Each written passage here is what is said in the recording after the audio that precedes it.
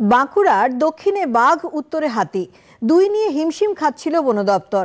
আতঙ্কে ছিল জঙ্গল লাগোয়া গ্রামবাসী। 7 দিন পরে অবশেষে চতুর্থবারের চেষ্টায় ঘুমপাড়ানি গুলিতে কাবু হলো জিনাত। গতকাল ছোড়া হয়েছিল 3টি গুলি, একটি ফসকে গেলেও 2টি লাগে বাঘিনী জিনাতের গায়ে, কিন্তু তাতে সে কাবু হয়নি।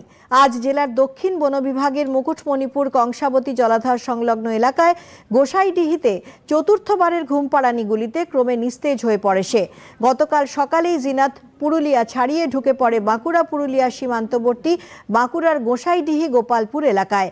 জাল বিছিয়ে এলাকার চারপাশ ঘিরে রাখা হয়। রাতে আগুন জ্বালিয়ে সার্চ লাইটের মাধ্যমে বাঘিনীকে আটকে রাখার চেষ্টা চালায় বন দপ্তর। সকালে অভিযান স্থগিত রাখা হয়। তারপরে বিকেলে শুরু হয় নতুন করে অভিযান। পুনর্বাসন কেন্দ্রে নিয়ে যাওয়া হয় তাকে। মুখ্য বনপাল কেন্দ্রীয় সার্কেল এস কুলান ডেইভাল জানালেন, জিনাতকে আলিপুর চিড়িয়াখানায় নিয়ে যাওয়া হয়েছে। গত 8 দিন আমার পশ্চিমবঙ্গে ঢুকেছে বাঘ, ঝাড়গ্রাম ডিভিশনে বেলবাগাতে ঢুকেছে। আমরা বাঘকে সুস্থভাবে ধরার জন্য অনেকটা চেষ্টা করেছি। যত সাইন্টিফিক অ্যাপ্রোচ আছে, প্রচুর সাইন্টিফিক যা অ্যাপ্রোচ, ম্যানেজমেন্ট অ্যাপ্রোচকে আমরা ফলো করে, যে এনডিসিএ যারা এসওপি আছে, নিয়ম কানুন ওকে মেনে আমরা আজকে বাঘকে আমরা ধরেছি। বাঘ এখন ভালো কন্ডিশন আছে, হেলদি আছে, ভেটেনারি ডাক্তার চেক করেছে, অ্যানিমাল ইজ ভেরি গুড, কোনো অসুবিধা নেই।